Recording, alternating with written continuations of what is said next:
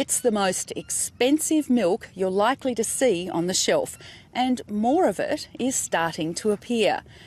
Camel milk is gaining momentum in Australia. Despite ongoing debate about its health benefits, the number and size of camel dairies is on the rise. But as Kerry State reports, turning the feral desert dwellers into domestic cash cows is harder than many farmers anticipated. All right, up, up, up. Easy. Come on, mamas. Easy. Easy. Up, up. From the wilds of Central Australia to a camel dairy 180 kilometres north of Melbourne. Coming up your side, Steve. You'll come back round. What are you doing, woman? This latest load of arrivals has a big adjustment to make. Come on. One in every pack. Gentle, gentle, mama. They get left off this truck and go, where am I? Where are my friends? Where's the smells, the places I know? So they're scared. They don't know what to expect. You look good. You're watching. But after just a few days at Camilk's Rochester facility, the managers are impressed with their progress. They're very intelligent, very affectionate. You've got to give them a bit of respect. They got long legs and they know how to use them, but you treat them with respect, they'll give it to you back. Good mamas. And they're going up the race already. That's how great they are, slowly. Once the animals are accustomed to fences and yards, the training moves on to more confined spaces, as handlers work towards touching the camels and earning their trust. Good mama. It's a vital part of turning this dairy into a productive and profitable operation. It's okay. We're going back through. Slowly. If she doesn't like you, if you've mistreated her or yelled at her or even swore at her, she'll go, no, I don't want to give you milk. So you've got to gain that trust. You've got to become friends with her. It's okay, mama. Camilk has set up an $8 million pilot farm funded by investors from the United Arab Emirates.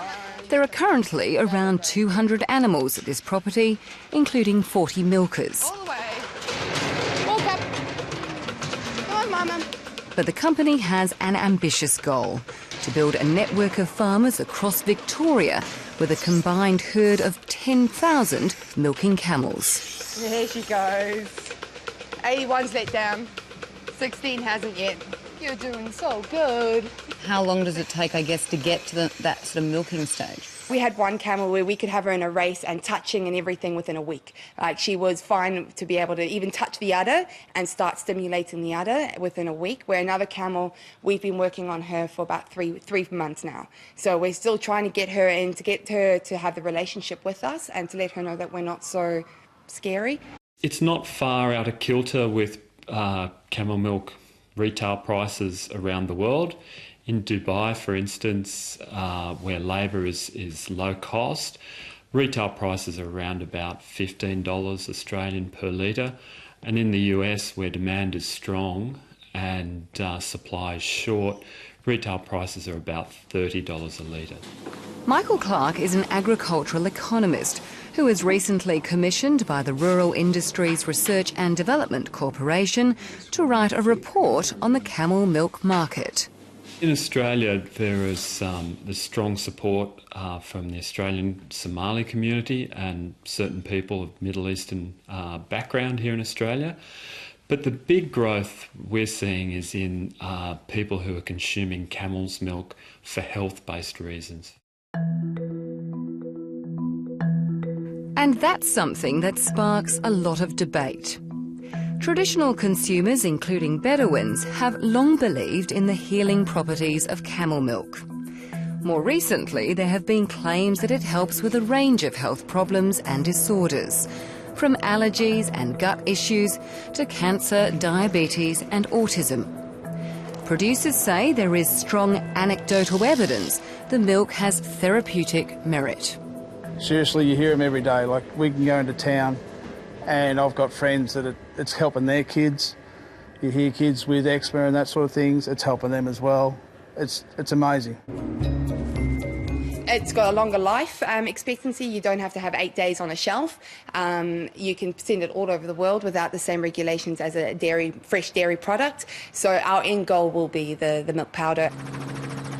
An even longer-term goal could be to export Australia's camel genetics. The feral population that is the foundation of the local industry may be a mixed bag when it comes to milk potential, but it has one thing going for it that many domesticated herds don't. It's relatively disease-free. We know that we have a healthy, a clean herd, and the genetics of this herd can be very important to upgrade and to improve the genetics of herds in the Middle East and in Africa.